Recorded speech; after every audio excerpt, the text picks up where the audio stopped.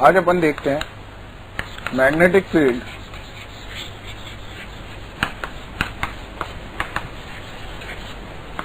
Due to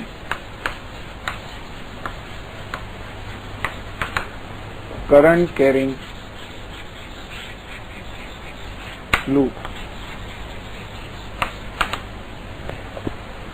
magnetic field due to current carrying loop.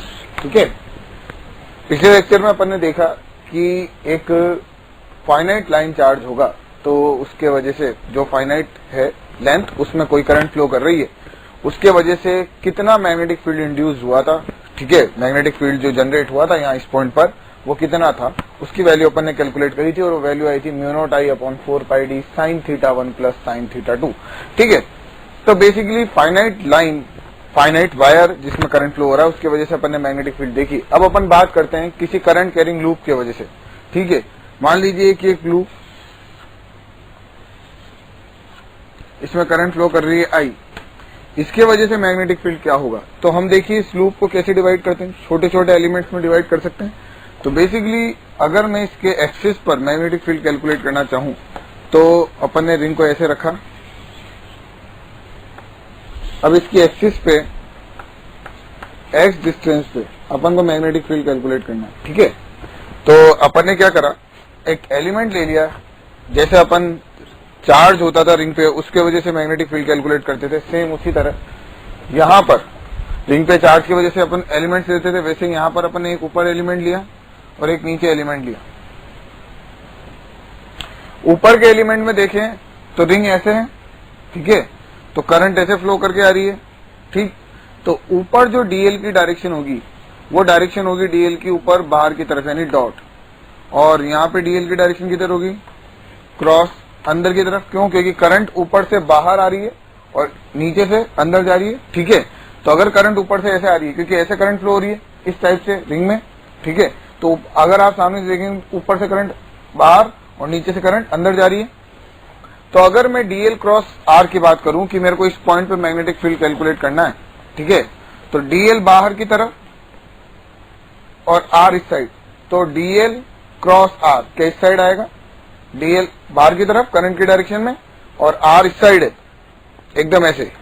ठीक है, तो डीएल क्रॉस आर, डीएल इधर are, दोनों के बीच में एंगल कितना 90 डिग्री, तो डीएल क्रॉस आर इस साइड मीन्स जो छोटा सा मैग्नेटिक फील्ड आएगा dB, this is in this direction. Now second, अगर मैं इसके वजह से बात करूं तो इसके वजह से मैग्नेटिक फील्ड की डायरेक्शन आएगी इस साइड डीबी। क्यों, क्योंकि मैग्नेटिक फील्ड ये डीएल वेक्टर की डायरेक्शन अंदर की तरफ। ठीक है, तो डीएल क्रॉस आर क्या इस साइड आया। ठीक है, तो इसके वजह से मैग्नेटिक फील्ड इस डायरेक्शन में। ये एंगल मान लेते हैं अपन कि ये एंगल कितना है, थीटा।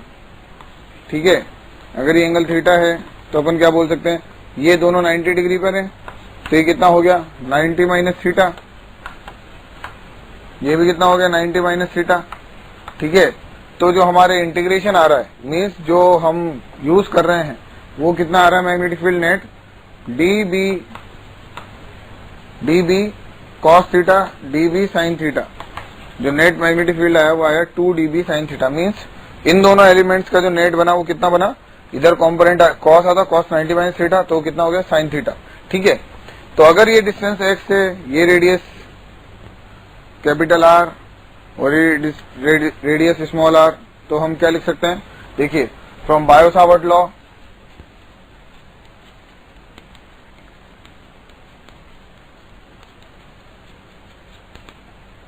बायो-सावर्ट लॉ के अकॉर्डिंग अगर अपन बात करें क्या, तो देखिए बायो-सावर्ट लॉ के अकॉर्डिंग जो छोटा सा मैग्नेटिक फील्ड होता है वो होता है μ0/4πI DL vector cross R vector upon R cube. DL और आर के बीच में एंगल देखिए, ये डीएल आपकी डायरेक्शन में और आर वेक्टर के बीच में एंगल कितना 90 डिग्री, तो यहाँ पर डीएल क्रॉस आर हो गया, डीबी की वैल्यू कितनी हो गई μ0I डीएल क्रॉस आर, दोनों के बीच में एंगल 90 डिग्री, तो डीएल इंटू आर। ठीक है, 4π आर क्यूब, तो ये कितना हो गया μ0I DL upon 4π are square. ठीक, जो नेट मैग्नेटिक फील्ड है is the integration of 2 dB sin theta, means अगर मैं ए की एलिमेंट लू तो dB sin थीटा, ठीक है। तो आप अपन क्या बोले कि dB आ गया तो बी नेट इस dB sin थीटा का इंटीग्रेशन कहां से, 0 से 2 पाई आर, 0 से 2 पाई आर। क्यों? क्योंकि अगर मैं पूरी की पूरी लेंथ कवर करना चाहता हूं, देखिए अगर मैंने यहाँ पर 2 dB sin थीटा लिखा है और 2 dB का इंटीग्रेशन कर रहा हूं तो मैं 0 से पाई आर बात करूंगा। क्यों? क्योंकि नीचे के एलिमेंट्स को मैं डबल कर चुका हूं वैसे, तो इसलिए अपन ने dB sin थीटा लिखा। तो B net is equal to dB कितना, म्यू नॉट आई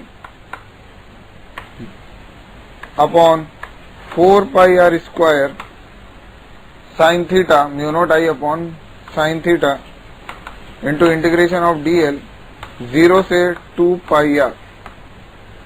अब देखिए साइन थीटा की वैल्यू अपन क्या लिख सकते हैं, sine theta is perpendicular upon hypotenuse, तो capital R upon small r, और स्मॉल आर को अपन क्या लिख सकते हैं, बी नेट। देखिए स्मॉल आर को अपन क्या लिख सकते हैं यहाँ पे, R square plus R square की पावर हाफ, ठीक है। तो अपने म्यू कितना आया, ये mu naught I upon 4 pi R square sine theta की वैल्यू हो गई अपने पास capital R upon small r, capital R upon small r की वैल्यू रखी तो कितना आया, R square plus X square की पावर 1/2। और देखिए यहाँ पर आर स्क्वायर की वैल्यू भी पुट कर सकते हैं, आर स्क्वायर की वैल्यू पुट करेंगे कितना, R square plus R square, तो ये कितना हो जाएगा, पावर 3/2 इंटीग्रेशन ऑफ डीएल 0 से 2 पाई आर। अगर मैं अब इधर इस साइड लिखूं तो देखिए कितना आ रहा है, बी नेट आ रहा है mu naught I upon 4 pi और integration of DL 2 pi R, तो 2 पाई आर आ गया, 2 पाई से 2 पाई कैंसिल हुआ तो ये आया अपने पास mu naught I are square, mu naught I are square upon 2 are square plus X square की पावर 3/2। और किधर आ रहा है, अलोंग द एक्सिस।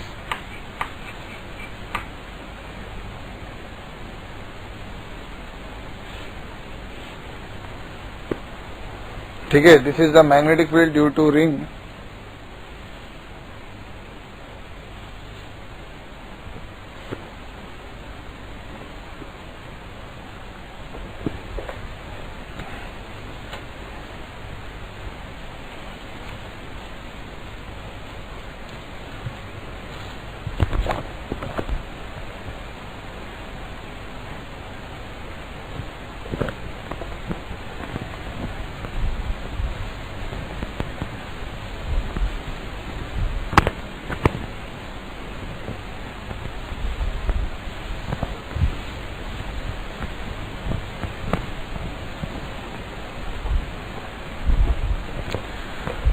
मतलब क्या है कि अगर अपन ने एक रिंग को ऐसे रखा, ठीक है, तो उसकी एक्सिस पर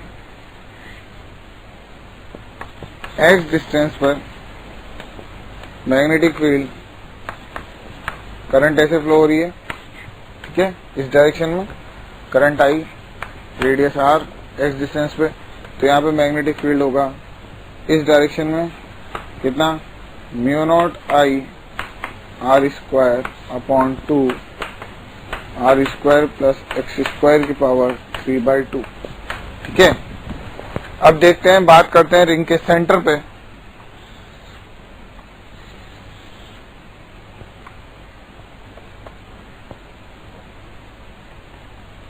magnetic field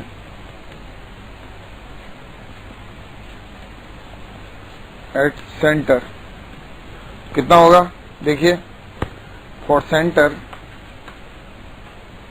x equal to कितना 0, अगर x की वैल्यू 0 रखें तो b कितना आ रहा है, mu naught I upon R cube, यानी mu naught I upon 2r। ये आपको याद होना चाहिए क्योंकि ये सबसे ज्यादा पूछा जाता है।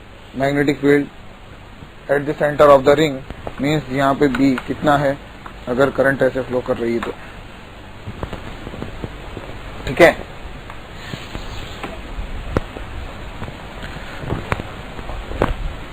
डायरेक्शन कैसे दी जाती है मैग्नेटिक फील्ड की, उसके लिए अपन बात करते हैं। डायरेक्शन अलोंग द एक्सिस होगी, ठीक है, लेकिन फिर भी उसकी एग्जैक्ट डेफिनेशन और एग्जैक्ट उसकी डायरेक्शन के लिए हम एक रूल यूज करते हैं। क्या? Curl the finger of right hand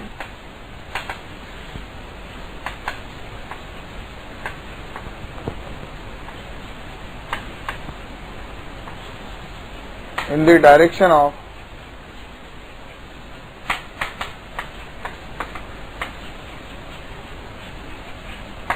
then in the direction of current, then thumb gives the direction of magnetic field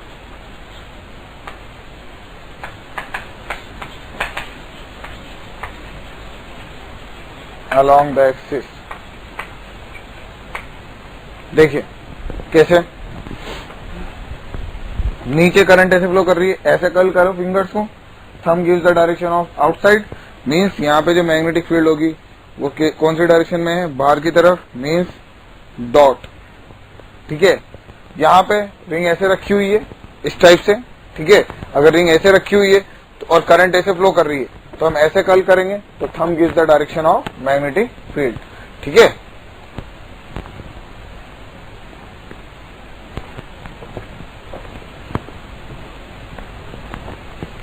अब जो इसका कर्व होता है, कर्व देखिए, सेंटर पे मैग्नेटिक फील्ड कितना है, mu naught I upon 2r, और at x tends to infinity b tends to 0, तो इसका जो कर्व आएगा वो इस टाइप से आता है।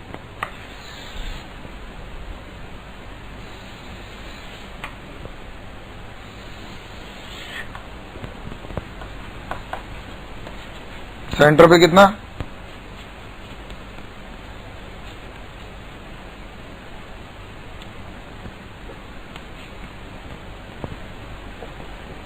this is the curve of magnetic field with respect to distance।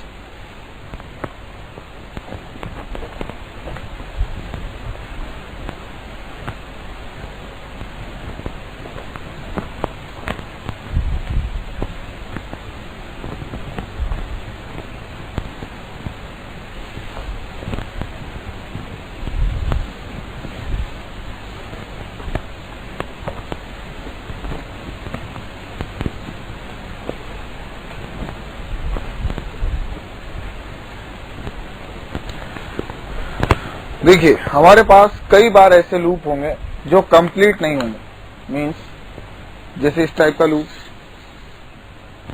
इसके सेंटर पे मैग्नेटिक फील्ड बतानी है अगर करंट ऐसे फ्लो कर रहा है तो, ठीक है, आई करंट, डिस्टेंस आर।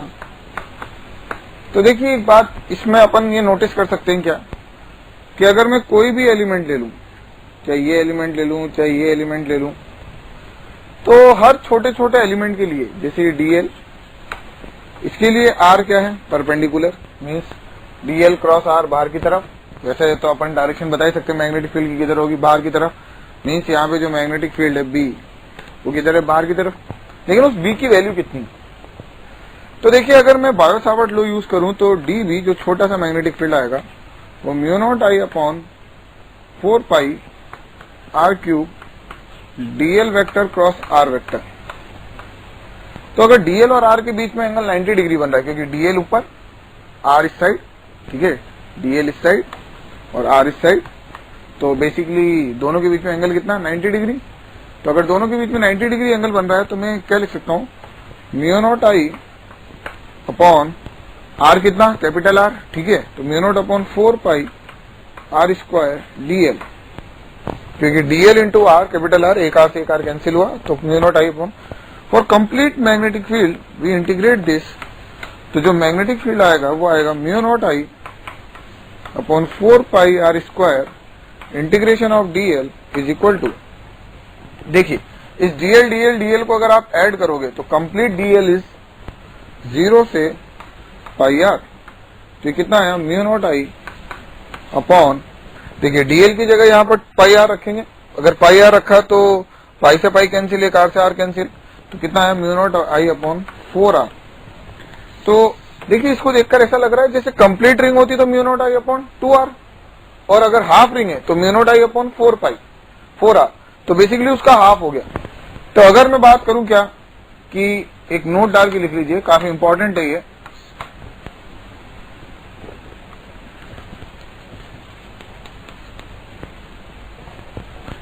कि अगर मान लीजिए मेरे पास कुछ ऐसी स्ट्रक्चर है, करंट ऐसे फ्लो कर रही है, रेडियस r, ठीक है। अगर मैं एक एलिमेंट ले लूं ऐसा, तो एलिमेंट में करंट कितनी I, ये dl वेक्टर, r इधर, एंगल कितना थीटा। तो देखिए इस एक्सप्रेशन को देखिए, integration of dv mu naught I upon 4 pi r square dl, ठीक है। तो ये जो लेंथ होगी, ये लेंथ कितनी होगी, यहां से complete integration of dl is, तो b कितना आया mu naught I upon 4 pi r square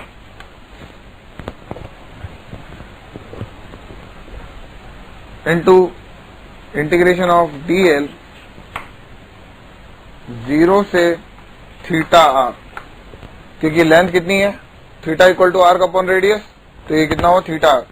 तो b कितना आया, एक r से एक r cancel, mu naught I upon 4 pi r into theta is very important formula for any circular arc, mu naught I upon 4 pi r into theta, ठीक है। तो अगर अपन को कोई भी किसी भी एंगल का अगर मान लीजिए आर्क दे दिया गया, मान लीजिए थीटा इक्वल टू π/6 है, तो यहाँ पर थीटा π/6 रखिए और उसके वजह से मैग्नेटिक फील्ड सेंटर पे, और डायरेक्शन के लिए वही curl the fingers in the direction of current, then thumb gives the direction of magnetic field, ठीक है। स्क्रीन पॉज करके लिख लीजिए इसको।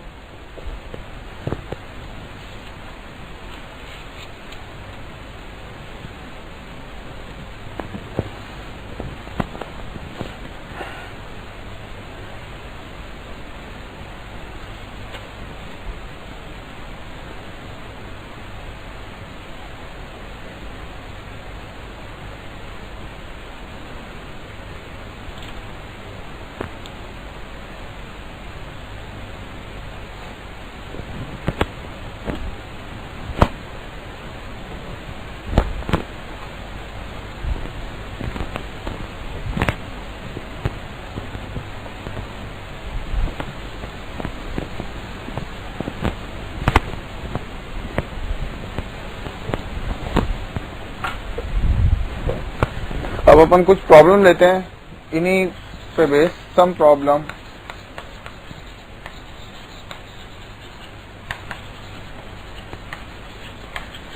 Based on ring and wire. Ring जो लूप है, लूप एंड वायर पे बेस कुछ प्रॉब्लम्स, कैसे देखिए।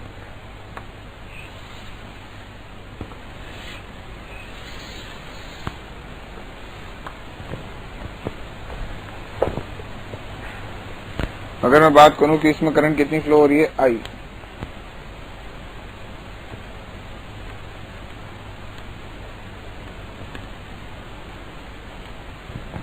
एक प्रॉब्लम ये,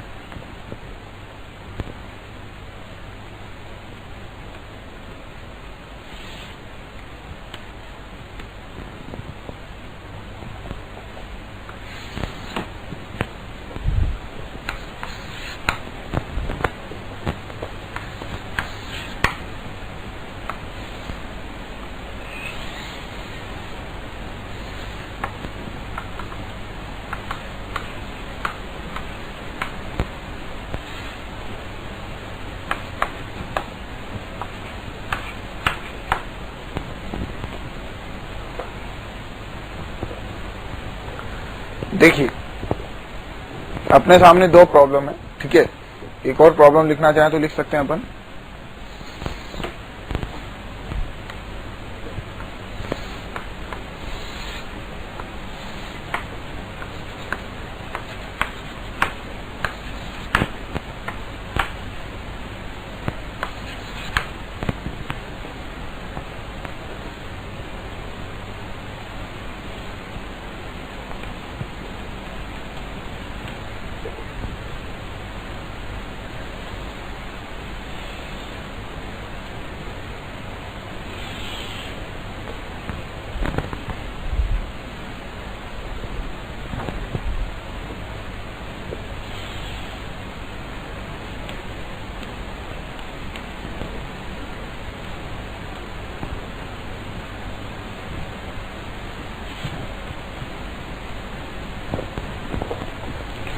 3 प्रॉब्लम और हर प्रॉब्लम में O और point O। For each and every problem find out net magnetic field at point O। ठीक है, तो अगर अपन इसका क्वेश्चन बदलना चाहें तो ऊपर ऐसे भी लिख सकते हैं, क्या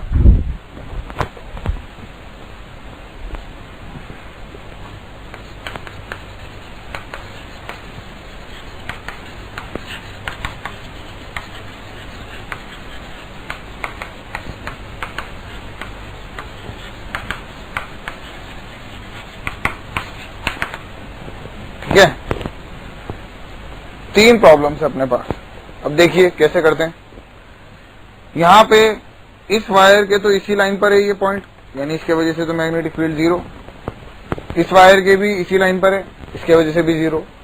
बाकी जो 2 वायर्स हैं सर्कुलर, देखिए बाहर वाला वायर देखें 2r रेडियस का, तो उसके वजह से मैग्नेटिक फील्ड अंदर की तरफ, और r रेडियस की वजह से बाहर की वजह से, ठीक है ना, r रेडियस की वजह से बाहर। तो अगर मैं डॉट को पॉजिटिव मानूं और क्रॉस को नेगेटिव, मीन्स अंदर की डायरेक्शन को नेगेटिव और बाहर की डायरेक्शन को पॉजिटिव, तो जो बी नेट लिखा जाएगा इज इक्वल टू पहले 2r रेडियस अंदर की तरफ, mu naught I upon half ring है, ठीक है, तो mu naught I upon 4 pi R, अभी अपन ने देखा फॉर्मूला, इंटू पाई, तो कितना होगा mu naught I upon 4r। तो mu naught I upon 4r किधर बाहर की तरफ है, तो क्या क्रॉस लगा, अंदर की तरफ है तो क्या लगाया जाएगा cross, plus mu naught I upon, और रेडियस की जगह क्या लिखा जाएगा 2r, सेकंड वाले की वजह से बाहर, ठीक है, तो म्यू नॉट आई अपॉन, ये भी हाफ रिंग है 4r, ठीक है, रेडियस इसकी आ रही है और इसका डायरेक्शन किधर है डॉट, बाहर की तरफ, ठीक है, तो इसके वजह से लिखा mu naught I upon 4, radius कितना 2r, क्रॉस अंदर की तरफ, plus mu naught I upon 4r dot, क्योंकि हाफ रिंग की वजह से कितना होगा mu naught I upon 4r। अब देखिए यहां पे अपने पास 3 स्ट्रक्चर्स, फर्स्ट, सेकंड और थर्ड। तो अगर मैं सेमी इनफाइनाइट वायर की वजह से बात करूं तो देखिए वायर की वजह से मैग्नेटिक फील्ड कितनी होती है, mu naught I upon 4 pi D sine theta 1 plus sine theta 2। यहां पर एक एंगल तो कितना है 90 डिग्री, एक एंगल कितना है 0, तो सेमी इनफाइनाइट वायर की वजह से कितनी होगी, इसकी वजह से mu naught I upon 4 pi D, और डी का काम कौन कर रहा है आर, तो देखिए इसकी वजह से मैग्नेटिक फील्ड अंदर की तरफ, और यही करंट घूमती हुई यहां पर पहुंची, तो B1 is equal to mu naught I upon 4 pi D, और डी का काम कौन कर रहा है R, mu naught I upon 4 pi R, magnetic field की डायरेक्शन अंदर, पाम रूल के अकॉर्डिंग मैग्नेटिक फील्ड की डायरेक्शन अंदर की तरफ, क्रॉस B2 के बारे में बात करें तो देखिए B2 क्या होगा, सेमी सर्कुलर रिंग है, curl the finger in the direction of current then thumb gives the direction of magnetic field, क्या अंदर की तरफ आएगा इसका भी, और इसका अंदर की तरफ आया तो कितना आया, हाफ रिंग है, mu naught I upon 4r, क्योंकि कंप्लीट रिंग का कितना होता है mu naught I upon 2r, ये भी अंदर की तरफ, क्रॉस। बात करते हैं B3 की, B3 कितना होगा, देखिए करंट इधर, करंट की डायरेक्शन में थंब, और stretch the finger in the towards the point where we calculate magnetic field, तो देखिए थंब किधर आ रहा है अंदर की तरफ, तो थर्ड की वजह से भी इधर अंदर, कितना सेमी इनफाइनाइट वायर है, mu naught I upon 4 pi R cross. अगर नेट निकालना है तीनों एक ही डायरेक्शन में जुड़ जाएंगे, तो net magnetic field B1 plus B2 plus B3, और सबके डायरेक्शन किधर टुवर्ड्स इनसाइड, ठीक है। इन दोनों को लिखिए, फिर इसको करते हैं अपन।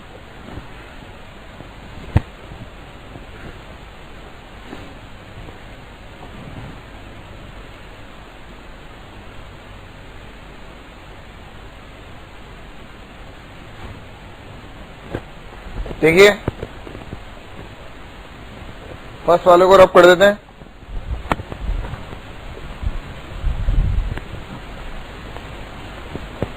ये दोनों लिख लिए, ठीक है।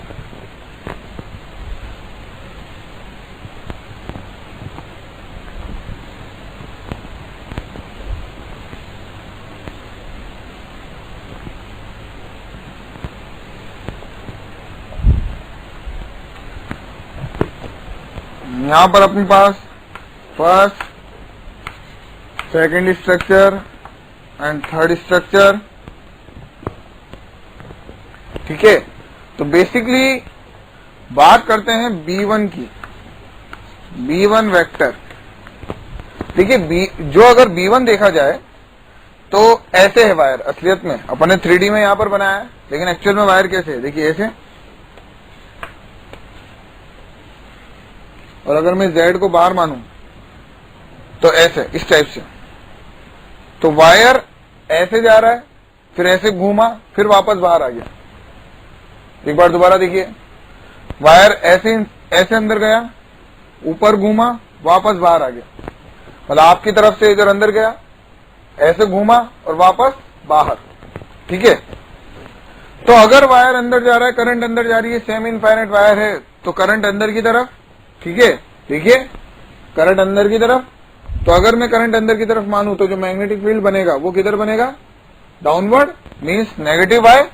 तो B1 vector is equal to mu naught I upon 4πr, 4πr same infinite है, माइनस J कैप, क्योंकि डाउनवर्ड आ रहा है। सिमिलरली अगर मैं पहले B3 लिखूं तो B3 vector is equal to, wire यहां से बाहर गया, करंट बाहर गई, ठीक है। तो अगर करंट बाहर जा रही है तो इसके वजह से किधर आएगा, डाउनवर्ड, ठीक है। और इधर करंट अंदर जा रही थी तो उसके वजह से भी किधर आ रहा था, डाउनवर्ड। तो again B3 is mu naught I upon 4πr minus J cap, and B2 vector is, B2 देखिए कर्ल करा तो मैग्नेटिक फील्ड इनसाइड, और इनसाइड डायरेक्शन कौन सी है, minus K cap, mu naught I upon 4r minus K cap. Then the net magnetic field is vector sum of all the three.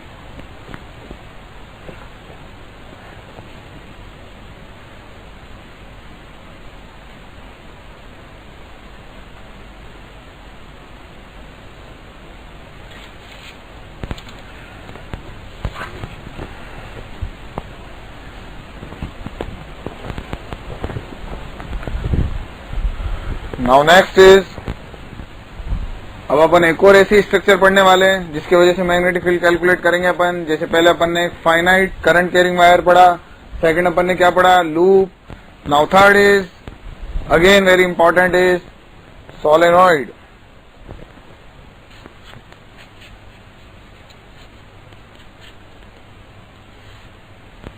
Again very important topic is solenoid. देखिए solenoid क्या होता है, basically एक cylinder पे आपने क्या करा, wires को लपेट दिया है। क्या करा है, वायर्स को लपेट दिया है। देखिए कैसे, मान लीजिए वायर गया, एंटर करा पीछे से और ऊपर से बाहर आ रहा है, तो ऐसे एंटर करता जाएगा।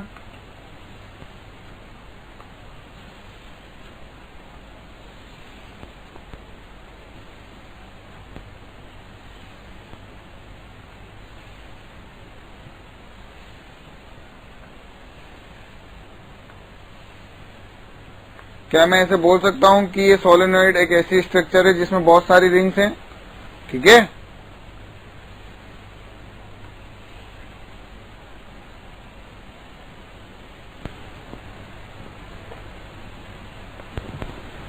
सोलेनॉइड एक ऐसी स्ट्रक्चर जिसमें बहुत सारी रिंग्स हैं, और ये क्या है उसकी एक्सिस। तो एक बात बताइए, अगर करंट ऐसे फ्लो करके जा रहा है, टू टू टू टू टू टू टू बाहर, ठीक है, तो बेसिकली अगर मैं अपनी फिंगर्स को कर्ल करूं तो मैग्नेटिक फील्ड की डायरेक्शन किधर आएगी, अलोंग द एक्सिस, इस डायरेक्शन में, ठीक है। अब इसके लिए कोई डायमेंशन डिफाइन करते हैं, देखिए क्या, कि इसकी रेडियस कितनी है, capital R, small N is number of turns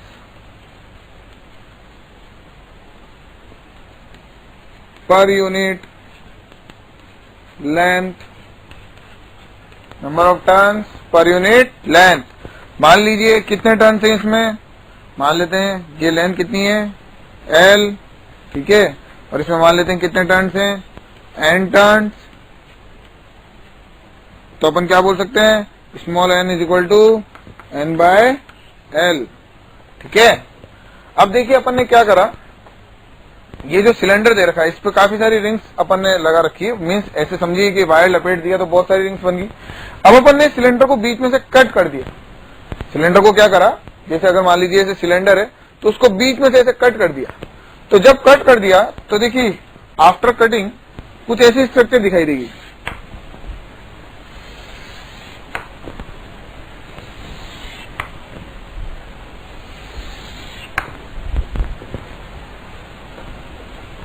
this is axis,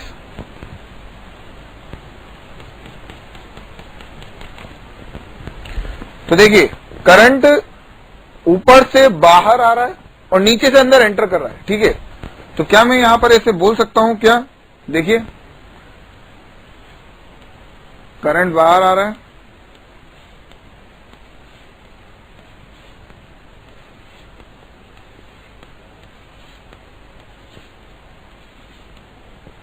और इनसाइड यहां से करंट अंदर जा रहा है।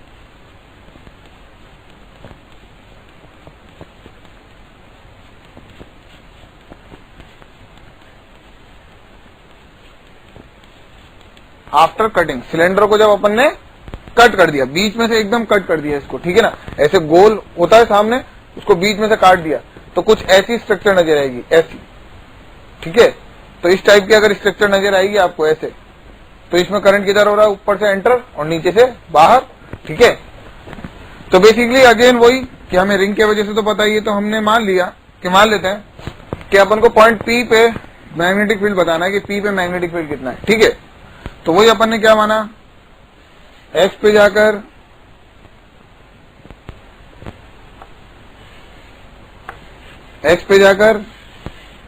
एक डीएक्स एलिमेंट माना। तो ये एक्स पे जाकर डीएक्स मानने से क्या, ये थीटा पे जाकर क्या हो गया, डी थीटा, थीटा पे जाकर क्या हो गया, डी थीटा, क्योंकि थीटा जैसे अपन रॉड में नहीं मानते थे, जैसे वाई पे जाकर डी वाई, तो वो थीटा पे जाकर क्या हो जाता था, डी थीटा, ठीक है। तो एक बात देखिए, ये लेंथ कितनी, डीएक्स, अगर ये लेंथ डीएक्स है तो इसमें नंबर ऑफ लूप कितने आ रहे होंगे, एन डीएक्स, क्योंकि N number of turns per unit length है, तो डीएक्स लेंथ में कितने, एन डीएक्स। और हमें एक लूप के वजह से पता होता है कितना, फॉर सिंगल लूप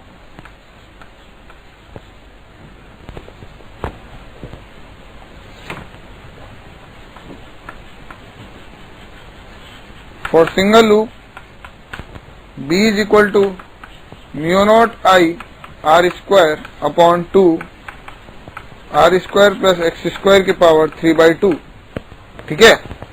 हमें एक लूप की वजह से पता है, ठीक है। अगर मुझे एक लूप की वजह से पता है तो इसमें कितने लूप्स आ रहे हैं, एन डी एक्स, रेडियस कितनी है सबकी, आर, कैपिटल आर, ठीक है, डिस्टेंस भी एक्स है, क्लियर है बात। तो मैं इसको क्या लिख सकता हूं, देखिए अगर मान लेते हैं ये डिस्टेंस आर है तो tan theta equal to R by X, ठीक है।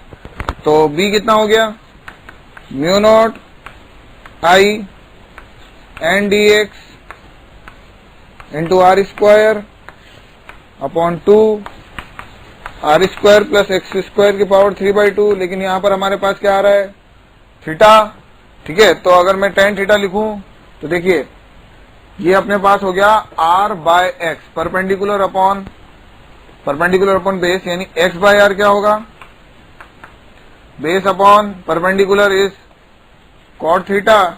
तो dx is equal to minus r cosec square theta d theta, ठीक है, क्लियर है बात, ये minus cosec square theta d theta. तो x की वैल्यू अगर मैं यहाँ पर रखूं, देखिए dx की value minus r cosec square theta लिखी दूंगा, x की वैल्यू लिखूं आर कॉट थीटा, तो अपने कितना आ रहा है देखिए, अगर अपन ऊपर सॉल्व करके देखें तो ये हुआ b इज इक्वल टू कितना, mu naught I upon 2 are square common ले लू, mu naught I are square upon 2, mu naught I are square upon 2, n भी कॉमन ले लेते हैं बाहर,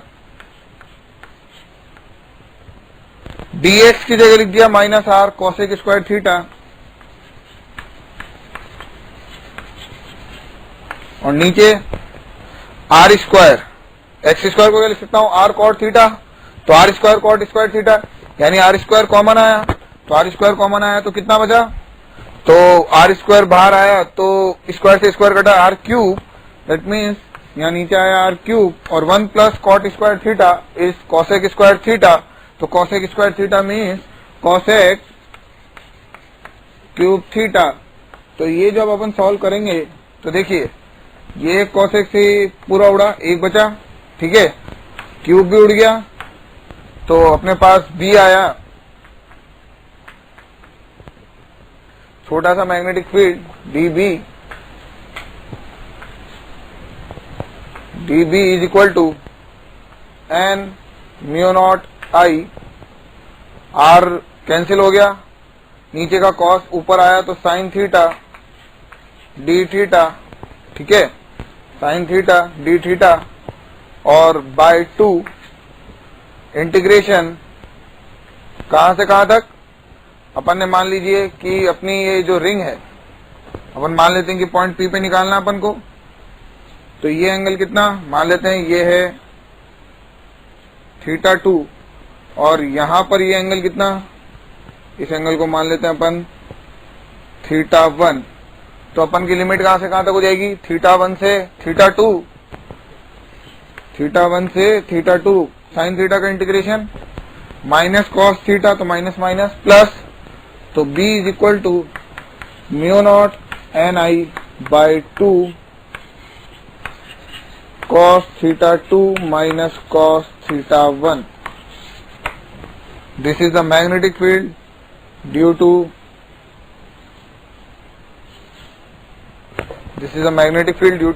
solenoid.